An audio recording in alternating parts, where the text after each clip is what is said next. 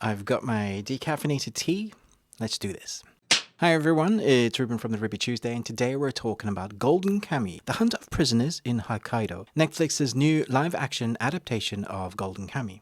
Now, if you're like me and have a borderline obsession with historical accuracy in certain anime live-to-action adaptations, and just a touch of the absurd, then buckle up because I think the series is going to be one that you want to be on the ride for. After the roaring success of Golden Kamuy, the live-action film in 2024, expectations for this one are obviously quite high for this Netflix series. And honestly, it does deliver in ways that I wasn't expecting either. The original manga by Satoru Noda is legendary for its mix of historical authenticity, brutal action, and bizarre humor. The original manga by Satoru Noda is legendary for its mix of historical authenticity, brutal action, and bizarre humor.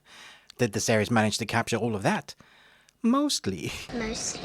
Yes, but with a few caveats. At 9 episodes, this adaptation has a lot of ground to cover. The pacing is pretty tight, avoiding filler, but still letting us soak in the atmosphere of the Meiji-era Hokkaido. The cinematography is a chef kiss as well to this. Wide, sweeping shots of rugged landscapes make you feel the biting cold, and then thick forest and the isolation of a hunt. If you loved how the film nailed that gritty survival aesthetic, this series continues that trend with even more time to flesh it out. So how faithful is it to the manga then? Well, the anime to live action is always a tricky balance. Go too realistic and you risk losing the over-the-top charm. Lean too heavily into the absurd and you get something that feels off-kilter, like the 2017 Death Note film from Netflix. Thankfully, Golden Kamuy sticks to its roots. The tattooed convicts are just as menacing, the fight choreography is brutal, and yes, there's still an appreciation for bizarre food culture. The series pulls heavily from the Hokkaido Shisei Shujin Soudatsuhen arc, I hope I'm getting that right, which means lots of prison break madness, betrayals, cat and mouse chases across snowy wildernesses. What impressed me most is that just how much care was taken to represent the Anu culture accurately. Aspera, played brilliantly by Anna Yamada, continues to be a standout character, bringing the same balance of innocence and fierce intelligence that made her so beloved in the manga, and I think her cast just nails it.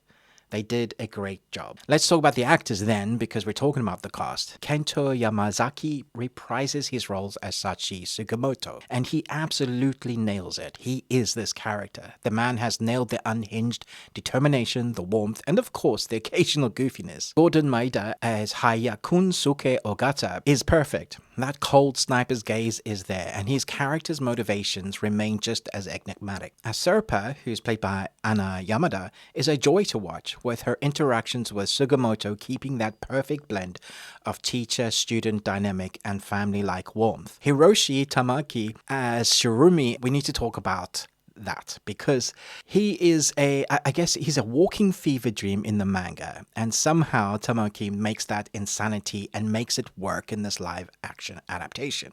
The performances overall don't just mimic the anime or the manga, they embody the characters in a way that feels natural rather than forced. So then, moving on from the actors, we get into the gore and the action and the madness of it all. Listen, Golden Kamuy without gore would be like Attack on Titan without Titans.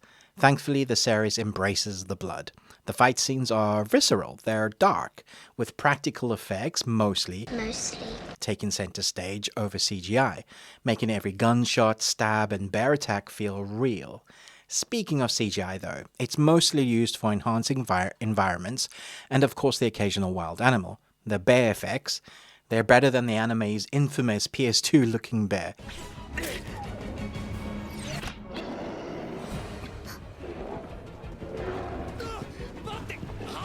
So I guess we'll take that as a win. They don't look bad at all, but you do notice it. The series doesn't shy away from the absurd either.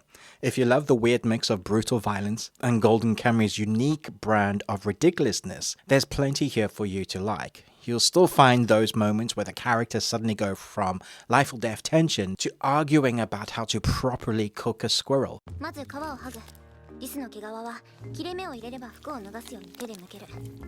So is this worth watching then? Absolutely. Whether you're a long-time fan of the manga or coming in fresh, the series delivers in an intense and beautiful shot way, an intensely fun adventure. The action hits hard, the characters feel alive, and the historical setting is brought to life with impressive attention to detail, which is what the manga was always famous for. That being said, if you're expecting a one-to-one manga adaptation, you'll notice some restructuring here. A few moments are streamlined or altered, slightly for the sake of the pacing. But as far as live-action anime adaptations go, this is up there for the best. So my final verdict is this. 4 Nicolas Cages out of 5. You got one. If you love historical epics with action, deep characters, and a sprinkle of absolute madness, Golden Kamuy, The Hunt of Prisoners in Hokkaido, is a must-watch. Now let me know if you have seen it, what did you think? Drop your thoughts in the comments, and as always, I can't wait to get more nerdy with you. But until next time, remember, live long and Tuesday.